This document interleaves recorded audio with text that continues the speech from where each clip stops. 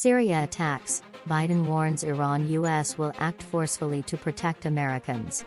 U.S. President says he does not seek conflict with Iran but warns of consequences as Tehran-backed forces and U.S. personnel launch attacks. President Joe Biden has warned Iran that the United States will act forcefully to protect Americans, after the U.S. military carried out airstrikes against Iran-backed forces in retaliation for an attack in Syria.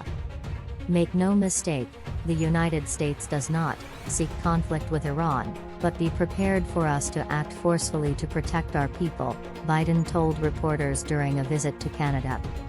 Asked whether there should be a higher cost for Iran, Biden replied, "We're not going to stop."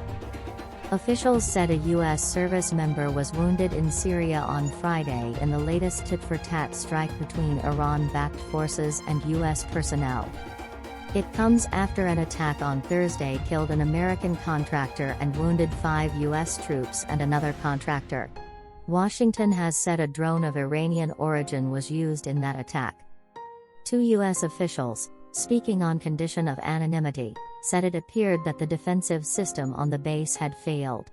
One U.S. official told Reuters that troops on the ground did not appear to have had enough time to react to the drone. Although U.S. forces stationed in Syria have been attacked with drones before, deaths are rare.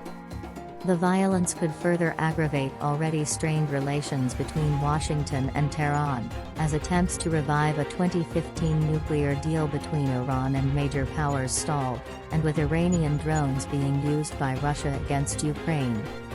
The Pentagon had said U.S. F-15 jets on Thursday attacked 2 facilities used by groups affiliated with Iran's Islamic Revolutionary Guards Corps, IRGC.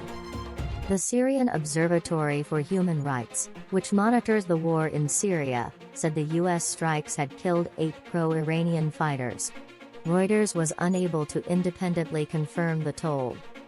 Suspected U.S. rocket fire on Friday targeted new areas in eastern Syria, according to 2 local sources, with no casualties reported. Pro-Iranian forces in Syria said in an online statement late on Friday that they have a long arm to respond to further U.S. strikes on their positions. Iran's state press TV said no Iranians had been killed and quoted local sources as saying the target was not an Iran-aligned military post, but that a rural development center and a grain center near a military airport had been hit. The U.S. strikes were a response to a drone attack earlier on Thursday on a base near Hasaka in northeast Syria operated by a U.S.-led coalition battling the remnants of Islamic State. 3 service members and a contractor required medical evacuation to Iraq, while 2 wounded American troops were treated at the base. On Friday, the Pentagon said the injured personnel were in stable condition. A U.S. base at the Al-Amar oil field in Syria was attacked on Friday morning, according to the Lebanese pro-Iranian TV channel Al Mayadeen and a security source. It is not uncommon for Iranian-backed groups to fire missiles at U.S. bases in Syria after they are hit with airstrikes.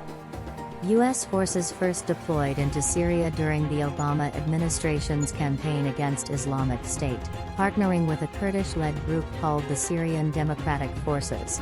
There are about 900 U.S. troops in Syria, most of them in the east. U.S. troops have been attacked by Iranian-backed groups about 78 times since the beginning of 2021, according to the U.S. military.